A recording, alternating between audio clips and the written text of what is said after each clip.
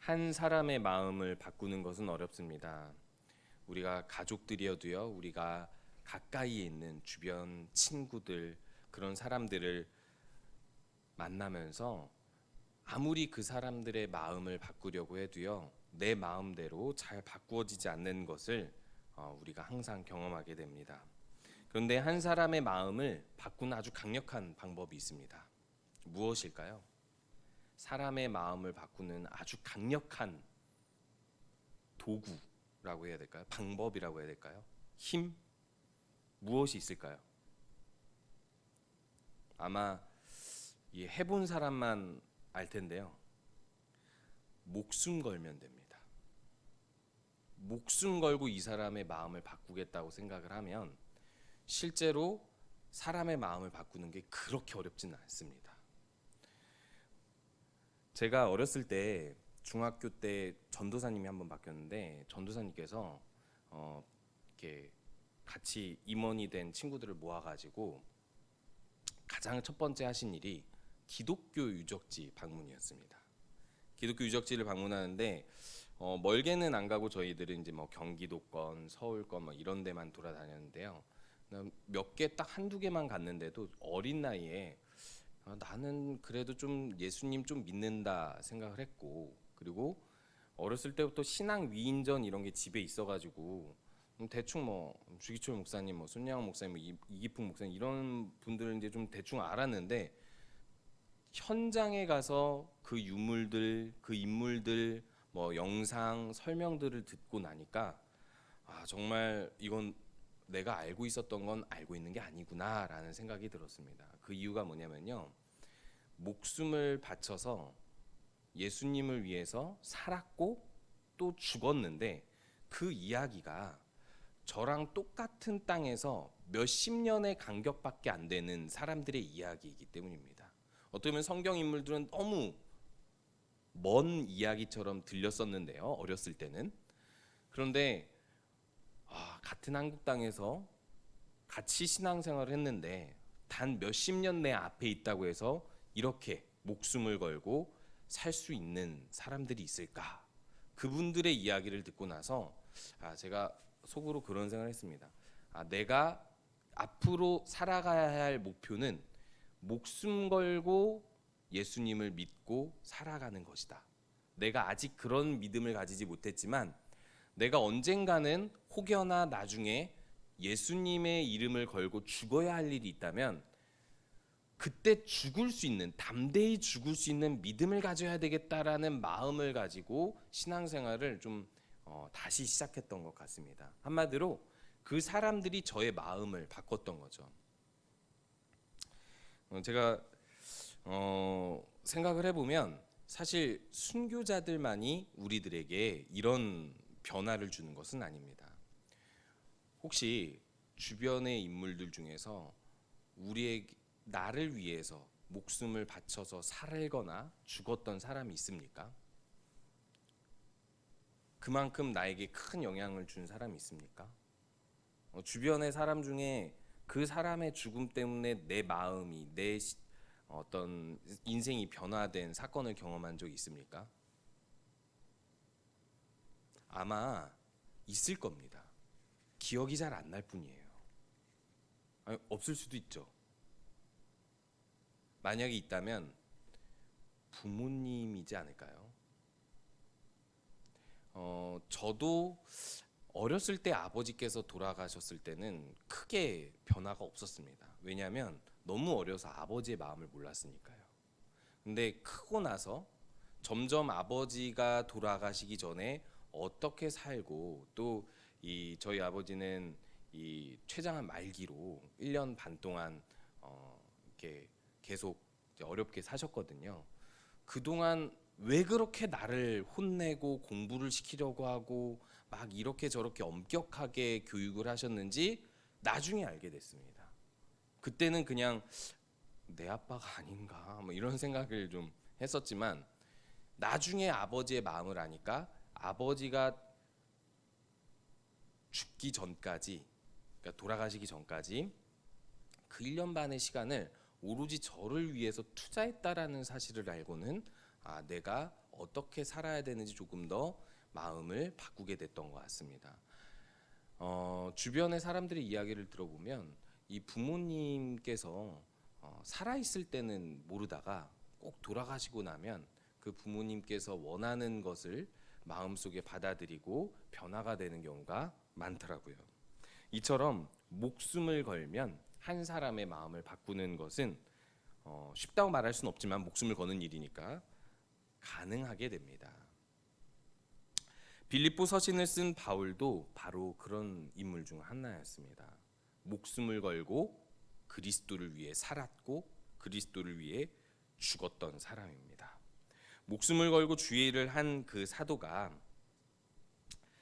오늘 이 빌립보 교회의 빌립보서를 통해서 혹은 좀 더 좁게 표현하자면 오늘 우리가 보게 된 1장 이 본문을 통해서 무슨 말을 하려고 했었던 것일까요? 오늘 말씀을 좀 살펴보면서 이 바울의 메시지를 좀 더 깊게 들어보기 원합니다. 사실 빌립보 상황은 이런 상황이었습니다. 빌립보가요. 로마 황제 옥타비아누스가 엄청나게 투자를 한 도시입니다. 로마의 식민지지만 그곳의 군인들을 주둔하게 하면서 그곳을 로마 하나의 작은 로마처럼 대우를 하고 그곳의 사람들을 로마의 시민권을 주고 그리고 그 로마의 그러니까 빌립보의 모든 정치라든지 빌립보의 모든 그런 정책들을 법들을 다 완전히 로마와 똑같이 운영했던 곳입니다. 그래서요, 사실은 이 빌립보라는 지역은 유대인들보다는 이방인들이 많이 살았을 것으로 추정되고요. 만약에 이곳에서 바울이나 빌립보 교인들이 핍박을 받았다면 유대인들에게 받는 핍박이기보다는 이방인들에게 받는 핍박입니다. 이방인들에게 받는 핍박이라는 건 한마디로 얘기하면 로마 제국에 기독교가 위협이 된다고 생각했었던 사람들에게 핍박을 받았다는 것입니다. 빌립보 교인들도 이 핍박을 받는 상황에서 이 핍박을 이기는 힘이 당연히 예수 그리스도겠지만 조금 더 인간적으로는 누가 큰 힘이 되었겠습니까? 빌립보의 교회를 세운 바울의 생존, 바울의 사역, 바울의 격려가 이 빌립보 교인들에게 아주 큰 힘이 되었을 것입니다. 바울은요, 예전에 이 빌립보에 와서 마게도냐의 첫 성으로서 교회를 세웠던 사람입니다. 회당도 없는 곳에서 자주장사 루디아를 만나 그 근처 기도처를 찾다가 강가에서 사람들을 만나 복음을 전하고 또 그곳의 간수도 복음을 전하고 해가지고 그곳에 교회를 세웠고 계속해서 우리가 확인을 많이 할 수는 없지만 이 빌립보서를 통해서 우리가 볼 수 있는 것은 계속해서 빌립보 교인들을 세워가도록 이제 그걸 뭐라 그러죠? 목회자들을 보내고 그리고 편지를 보내고 여러 가지 독려를 했었던 것으로 보여집니다. 근데 바울이 예루살렘에서 로마로 이송되어 감옥에 잡혀 들어갔습니다.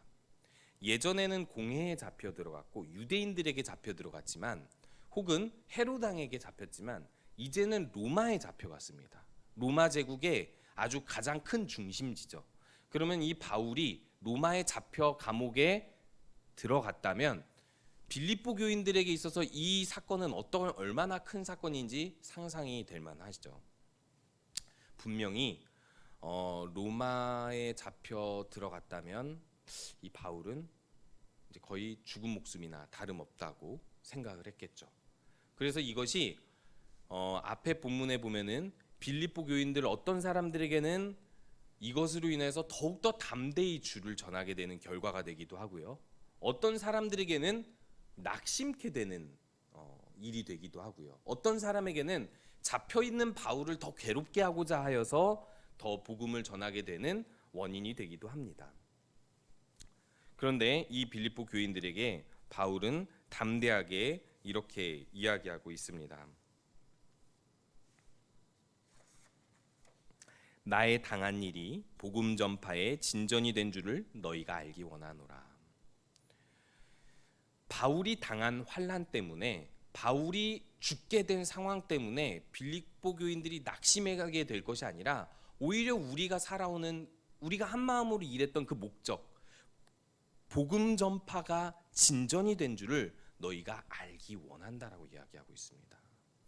그러면서 바울은 오늘 이 말씀을 통해서 자신이 신앙으로 고백하는 이 이야기를 통해서 이 빌립보 교인들에게 다시금 예수 그리스도로 힘입어 더 사는 것이 얼마나 기쁜 것이며 어떻게 살아야 하는지를 이야기해주고 있습니다. 그 첫 번째로 바울은 21절에 보면요, 20절에서 21절을 보면 먼저 이 부분을 보도록 하겠습니다. 온전히 담대하여 살든지 죽든지 내 몸에서 그리스도가 존귀하게 되려 하나니 이는 내게 사는 것이 그리스도니 죽는 것도 유익함이라 라고 말씀하고 있습니다.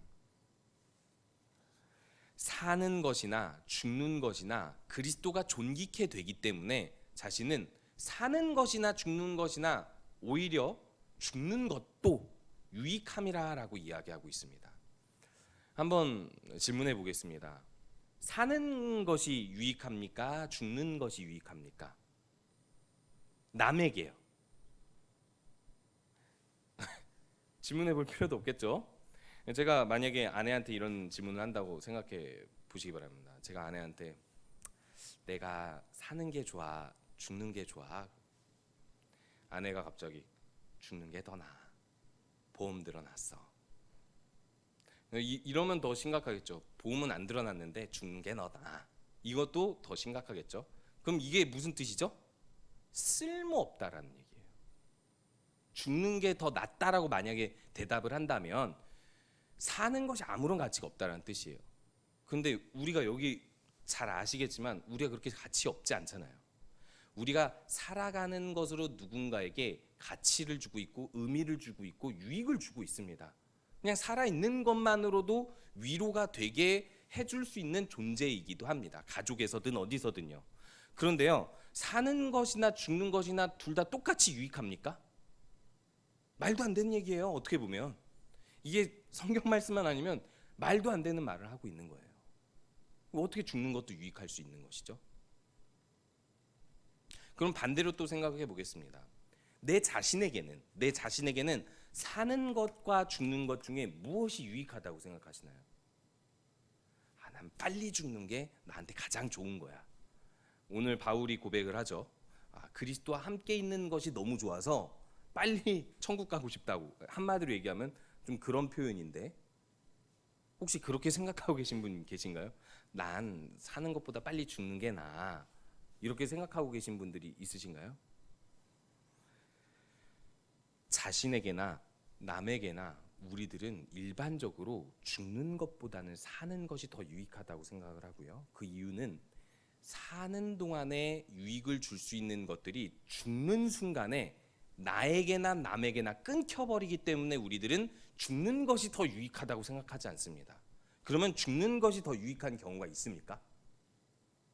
죽는 것이 더 유익한 경우, 만약에 어떤 한 아버지가 아들과 함께 여행을 갔습니다. 그동안 아들과 함께 대화도 못하고 일에 바빠가지고 같이 놀아주지도 못해서 휴가를 길게 내서 크루즈 여행을 떠났어요. 근데 배가 침몰합니다. 튜브는 하나밖에 없어요.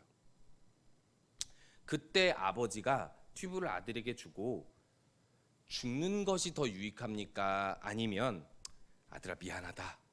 내가 둘째도 있고 둘째가 아직 어려서 내가 좀 더 키워야 되고 너희 아내 그러니까 너희 엄마도 있고 그리고 내가 회사에서 되게 중요한 직책을 맡고 있고 심지어 교회도 중요한 직분을 가지고 있기 때문에 튜브는 내가 가지고 내가 살아야 되겠다. 네가 좀 희생을 해줄래? 이게 의미가 있습니까? 더 사는 것이 의미가 있습니까? 이렇게 더 사는 것이? 아버지인데 오히려 그때 아버지로서 튜브를 아들에게 주고 자신이 죽는 것이 더 유익합니다. 그러니까 한마디로 이야기하면요, 죽을 때 그 순간에 그 의미가 사는 것보다 더 가치가 있고 어떻게 보면 더 사는 동안 더 유익을 줄 수 있는 것이 끊김에도 불구하고 그 죽는 한순간으로 평생에 많은 사람들에게 유익을 줄 수 있다면 죽는 것은 사는 것만큼 혹은 사는 것보다 더 유익이 될 수 있습니다. 우리 한국의 일제시대 때 혹은 6.25 때 순교했던 순교자들의 피가 바로 그런 값이 아닙니까? 처음 선교사들이 우리 한국에 들어왔을 때 선교사들의 아기들이 많이 죽었습니다. 그때 당시 한국에 열병이 유행했고 전염병도 유행했기 때문에 오자마자 몇 달 만에 자신의 자녀를 잃는 사건도, 그리고 오자마자 선교사가 죽는 사건들도 종종 있었습니다. 그런데 그것에 얼마나 가치가 있습니까? 그들이 조금 희생을 덜 하고 오래 사는 것이 가치가 있습니까? 아니면 희생을 하더라도 이렇게 죽는 것이 더 가치가 있습니까? 우리들은 뭐 더 이상 말할 필요도 없이 공감할 것입니다. 죽음이 사는 것보다 더 가치가 있는 의미로 죽을 수 있다면 그것은 죽는 것도 유익이 될 수 있습니다. 그래서 바울이 왜 죽는 것도 유익하다라고 이야기하냐면 이것 때문에 죽는 것도 유익하다라고 이야기하고 있습니다. 살든지 죽든지 내 몸에서 그리스도가 존귀하게 되기 때문에, 존귀하게 되게 하려고 살았기 때문에 그리스도가 존귀하게만 된다면 자신이 죽는 것도 유익할 수 있다라고 이야기하면서 죽는 것이 두렵지 않고 자신이 당한 이 일이 복음 전파의 진전만 있다면 사실은 아무것도 자신에게 낙심되지 않는 상황이라고 빌립보 교인들한테 위로하고 있는 것입니다. 우리가 한번 또 뒤집어서 생각해 보시기 바랍니다. 예수님께서는 무엇을 위해 사셨고 무엇을 위해 죽으셨습니까? 예수님이 더 사시는 것이 의미가 있었을까요? 죽는 것보다. 예수님은 왜 죽어야 했었던 것일까요? 너무 잘 아시죠? 생명을 살리기 위해서, 사람이 해결할 수 없는 죄값을 치르기 위해서 예수님께서는 죽으셨습니다. 그 의미가, 그 유익이 우리에게 정말 믿음으로 받아들여지고 우리의 삶이 된다면 우리도 바울처럼 살든지 죽든지 그리스도가 존귀하게 되기 위해서 죽는 것도 나에게 유익하다 고백할 수 있는 믿음으로 살아야 하지 않겠습니까?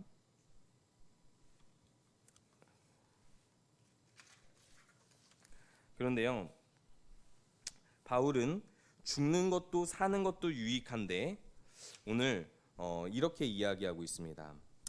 그러나 22절에 보면요, 만일 육신으로 사는 이것이 내 일의 열매일진데 무엇을 택해야 하는지 내가 알지 못하노라 라고 이야기하면서 내가 그 둘 사이에 끼었다라고 이야기합니다. 죽는 것도 유익하고 사는 것도 그리스도가 존귀하게 되는 것이니까 유익하다라고 이야기하는데, 아니, 무슨 이야기를 더 하려고 이 둘 사이에 자신이 끼었다라고 이야기하는 것일까요? 심지어는 이렇게 이야기합니다. 내가 무엇을 택해야 할는지 나는 알지 못하겠노라라고 이야기합니다. 지금 바울이 삶과 죽음을 선택할 수 있는 상황인가요? 아닙니다. 감옥에 gat혀서 아직 재판이 내려지지 않은 상황이에요. 물론 결과적으로는 이때 잠깐 풀려나서 몇 년간 더 살다가 다시 잡혀 들어가서 순교했지만은 사실은 이때는 실제로 사형을 당하지 않았습니다. 그러나 바울은 몰라요. 내가 여기서 어떤 재판이 내려져서 여기서 죽게 될지 더 살게 될지 모릅니다. 그런데요, 바울의 삶과 죽음을 결정하시는 분이 근본적으로는 하나님이지만 그걸 재판하는 기관이 어디입니까? 로마 정부예요. 근데 뭘 선택을 합니까? 자신이 선택할 일이 아닌데 무엇을 택해야 하는지 나는 알지 못하노라 하면서 내가 둘 사이에 끼었는데 나는 그 둘 중에 이것을 선택하는 것이 나에게 유익이다라고 이야기하고 있습니다. 왜 이런 표현을 할까요? 왜 이런 표현을 하냐면요, 다른 사람이 나의 생사를 결정짓는다 하더라도 그 생사를 결정짓는 상황도 내가 선택합니다. 바꿔서 얘기해 볼까요? 바울이 여기서 저 사실 예수님 안 믿어요 하면 풀려나요. 그런 선택을 할 수 있잖아요. 예수님을 배반하는 선택. 빌립보 교인들이 지금 고통을 받고 있는데 예수님만 배반하면 이 고통에서 풀려날 수 있습니다. 순교 안 해도 됩니다. 고통 안 당해도 됩니다. 희생 안 해도 됩니다. 그냥 다시 예전의 유대 생활로, 유대인들의 생활로, 그런 어떤 이방인들의 생활로 돌아가도 괜찮습니다. 그런데요, 끝까지 주님의 좁은 길을 따라가려고 선택하기 때문에 우리가 선택할 수 없는 죽음의 순간이 찾아오는 것입니다. 그래서 바울은 내가 지금 내 선택권으로 선택하고자 하는 것이 있는데 어떤 선택을 하려고 하는지를 분명히 얘기해 주고 있는 것입니다. 한마디로 얘기해서 바울의 심정과 마음이 어떠한지를 분명하게 알려주고 있는 것입니다. 무엇이라고 이야기하고 있습니까? 23절에 이렇게 이야기합니다. 차라리 세상을 떠나서 그리스도와 함께 있는 것이 훨씬 더 좋은 일이라 그렇게 하고 싶다라고 이야기하고 있습니다. 바울이 지금 사는 것도 죽는 것도 유익하다라고 이야기하면서 갑자기 사실 나에게 더 유익한 것, 나에게 더 좋은 것은 이 세상을 떠나 그리스도와 함께 있는 것이라고 이야기합니다. 왜 이런 이야기를 하고 있을까요? 왜 바울은 자신에게 더 좋은 것이 빨리 죽어서 그리스도와 함께 있는 것이라고 이야기하는 걸까요? 첫 번째, 바울은 이 세상의 그 누구보다 예수 그리스도를 더 사랑하기 때문입니다. 너무 간단한 대답이죠, 그죠? 그러니까 예수님과 함께 하고 싶어서 영원히 어떤 걱정과 그런 죄악 없이 예수님과 함께 영혼의 안식을 누릴 수 있다는 것이 바울의 소망이었던 것입니다. 그런데요, 또 두 번째 이유가 있습니다. 무엇이냐면 이 세상에서 잃을 것이 없었어요. 우리가 죽음이 두려운 이유가 뭘까요? 첫 번째, 고통. 두 번째, 상실. 세 번째, 불확실한 미래에 대한, 즉 불확실한 내세에 대한 두려움입니다. 일단 우리는 예수님을 믿기 때문에 구원의 확신이 있으니까 불확실한 내세에 대한 두려움은 없겠죠. 그런데 여전히 그리스도인이지만은 죽음이 두려운 이유는 고통과 상실 때문입니다. 죽게 되면 당연히 여기 이 땅에서의 삶은 상실되게 되고 내 자녀들, 내 가족들, 내 친구들과의 모든 만남은 다 끊기게 됩니다. 물론 저 천국에 가서 또 영원히 이어지겠지만 이 땅에서는요. 그리고 또 우리들이 두려운 것은 죽어가는 고통. 그게 어떤 고통이든지 그 고통을 감수해야지만이 죽음의 관문을 넘어가니까 그것이 고통스럽기 때문에 우리는 죽음을 두려워합니다. 그런데요, 바울은요, 첫 번째로 상실할 것이 있었나요? 이미 다 버리고 예수를 따르며 살아왔습니다. 그리고 내세에 대한 두려움도 없어요. 오히려 소망이고 예수를 더 사랑하기 때문에 예수와 함께 있는 것이 더 행복이에요. 그런데요, 죽음에 대한 고통은 어떤가요? 바울은 그 모든 생애가 예수 그리스도를 위해 살면서부터 거의 죽기 직전까지의 순간들이 너무나도 많이 왔습니다. 죽음이 두려울까요?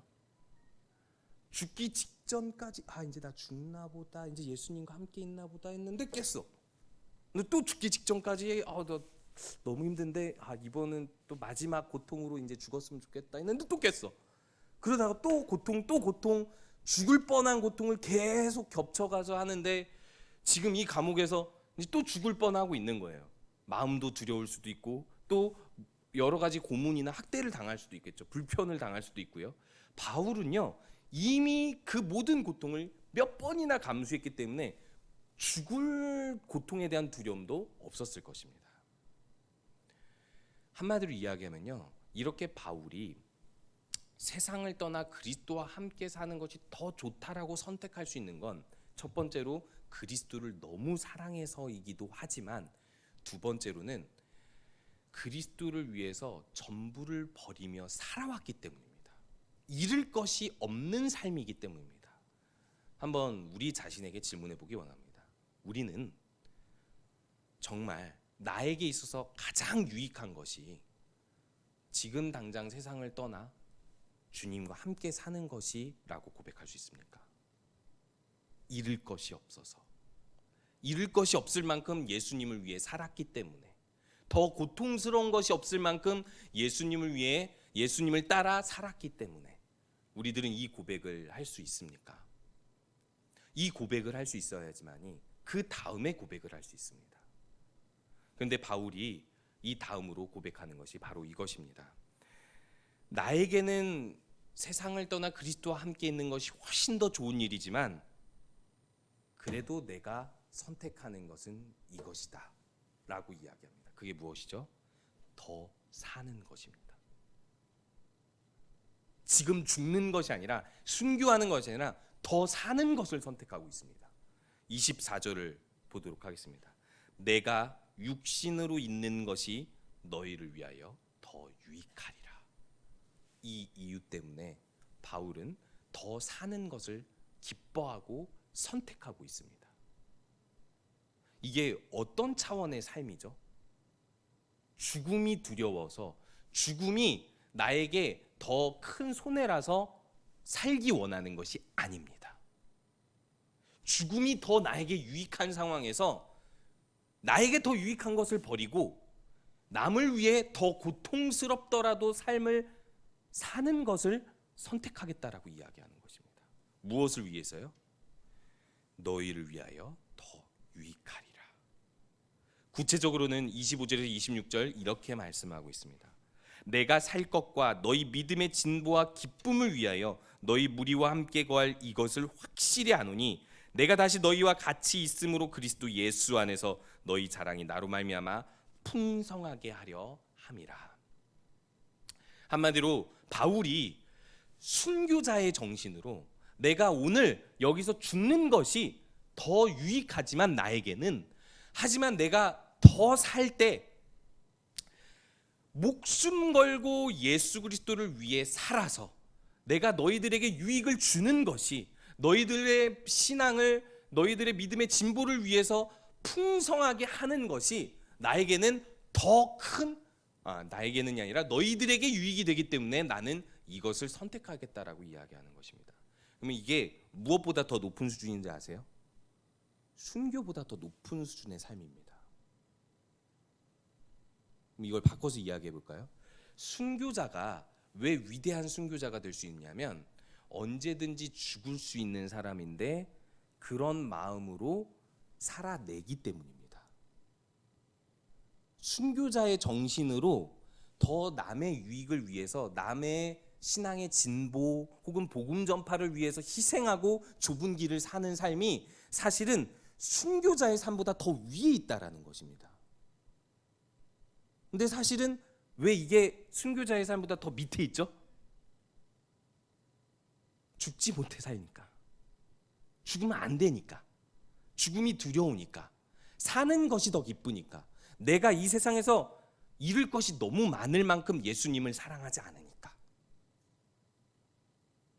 그 정도 수준에서 우리들은 예수님의 사랑으로 산다고 하는 것입니다. 그 정도 수준에서 남들에게 유익을 주는 정도밖에 안 되기 때문에 우리가 순교자보다 더 높은 수준의, 이 바울이 고백한 수준의 유익을 주면서 사는 것이 되지 못하고요, 우리가 이렇게 주님을 위해서 희생하고 살아가는 모든 주님의 사역과 일들, 삶들이 사실은 그렇게 기쁘지 않은 것입니다. 근데 만약에 이것을 바꿔서 생각해 보시기 바랍니다. 오늘 당장 나는 주님을 위해 이 세상을 떠나도 좋습니다. 주님을 위해서라면 나는 모든 것을 버리고 이 세상을 떠날 수 있습니다. 순교도 할 수 있습니다. 그런 정신으로 오늘 집에 가서 그 목숨을 걸고 밥을 차려줘 보시기 바랍니다. 가족들에게 사랑합니다라고 이야기해 보시기 바랍니다. 아니면 주변에 있는 아직 예수님을 알지 못하는 사람들에게 사랑의 위로와 그 밖에 내가 해줄 수 있는 여러 가지 선행들을 해줘 보시기 바랍니다. 그게 어떤 기분인지, 혹은 교회 안에서 우리에게 맡겨진 직분을 따라, 혹은 우리가 발견하는 모든 일들을 하나하나 예수 그리스도를 위해 죽는다는 마음으로 한번 일을 해 보시기 바랍니다. 제가 강요하는 거 아닙니다. 정말 우리 마음 속에 예수 그리스도를 위해 살고 죽기 원하는 마음이 있다면, 예수 그리스도가 존귀하게 되기만 한다면 난 너무나도 만족합니다라는 마음으로 우리가 살아간다면 이렇게 풍성하게 많은 사람들에게 유익을 줄 수 있는 삶이 되지 않을까, 우리 한번 돌아보시기 바랍니다.